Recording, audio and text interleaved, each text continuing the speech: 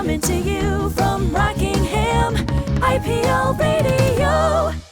And it is my very great pleasure to welcome to the microphone Nick from the Golden Bay Baptist Church. How are you, Nick? I'm doing well. How are you doing today, Alan? Extremely well, thanks. Wonderful, wonderful. And how are things down at Golden Bay? They're going really well. We're enjoying the colder weather. We've got a lovely cold building down there, but Is that right? Warm hearts, cold building, we'll survive. Yep. So do you guys have a permanent building, or are you renting? No, we're actually renting one of the council basketball courts. Oh, okay. So, yeah, indoor basketball court, so at least it's covered when it rains. But Yeah. So you have to set out chairs and everything. we do, Yeah, but you know, half the fun. Yeah. So is the plan to get a permanent? We'll see what happens down the track. Yep. Land's a bit few and far between for big places like that. Yeah. Fair enough. And Golden Bay is not a place I go to that much, even though it's only sort of 10 minutes down the coast. Yeah. Has the development completed down there, or is there still development going on? There's still a bit going on. So there was a big plot of land about probably 10 years ago. They started developing, and they're still going. Right. So you can still buy a really nice house down in Golden Bay these days. Fantastic. It's a great place to live, though. Yeah. Excellent. And you've brought us a food for thought for today, Nick. Yeah, just something I've been thinking about. I quite like board games. Yeah. I don't know if you enjoy I'm a board game man. every now and again. Yep. I mean, some of them, like Monopoly, not allowed in our house. Too much drama when you have Monopoly.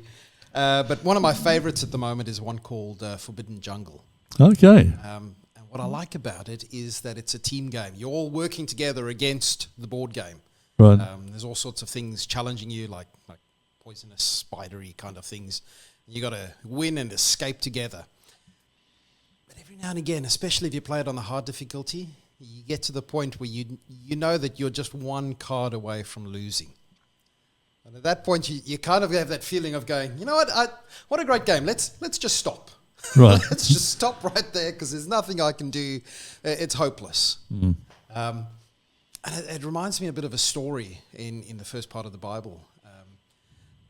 You've got two armies set up on camps. Like there's a valley and hill on each side, and there's two armies, one on each side, facing each other off. And you go, okay, yeah, it's just another one of those battle kind of things. But actually on the one side you've got God's people, and the other side you've got the Philistines. And the Philistines, well, they're strong.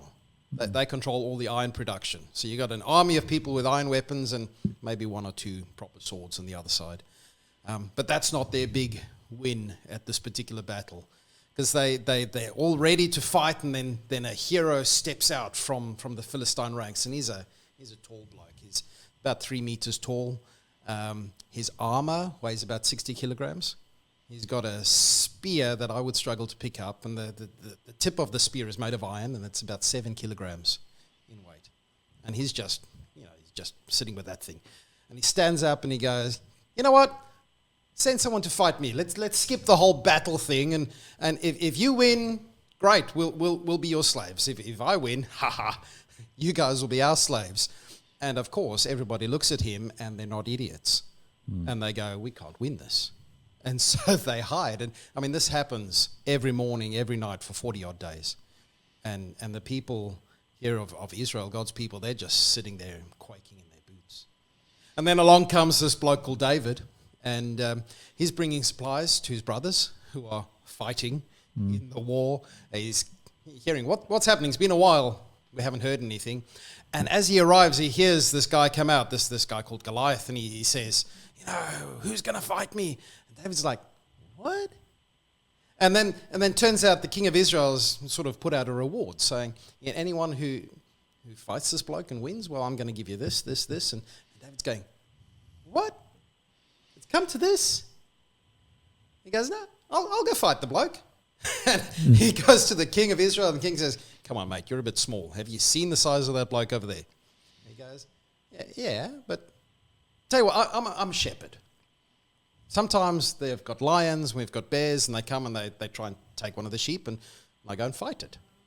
And I've killed the lions and I've killed the bears, and God's kept me safe. And here's this bloke over here, he's daring to say all sorts of things against God. I can take him. And they go, fine. You want to wear some nice armor? He goes, mate, this stuff is horrible to wear. I can't wear this. He goes down to the river in the valley, picks up a stone, goes out, and as he's walking towards Goliath comes towards him. He goes, "Who are you doing, pipsqueak? You're pathetic. Your people are pathetic. Your God's pathetic."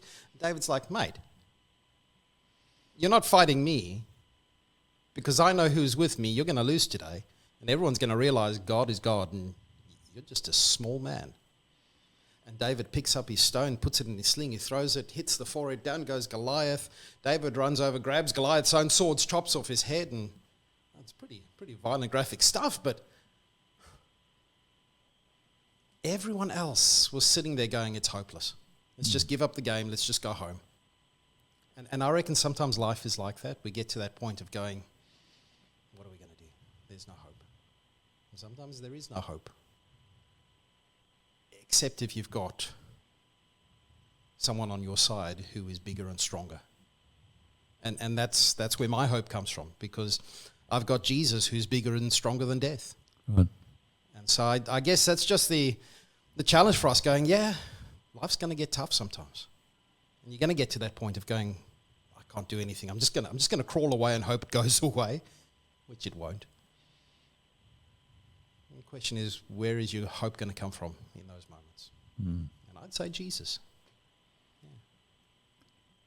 Absolutely. And because there's a misconception, I think, that when you accept Jesus Christ as your Lord and Savior, everything's going to be sweet and rosy. No. But the Bible doesn't actually promise that. Oh, no. It wasn't David going, well, I'm not going to bother having to fight because, God's bigger. No, he's glad to go and face off against Goliath. And that's right. Yeah. But God was with him. That's what makes the difference. Great story. Yeah. And and a lot of lessons to be learnt from that. Thanks very much, Nick. No Appreciate that. No worries. Anytime. And we're going to move back into the music, and we'll join you, I guess, in another month or two. Yeah, sounds good. Looking forward to it. Okay. Well, thanks very much, Nick. Coming to you from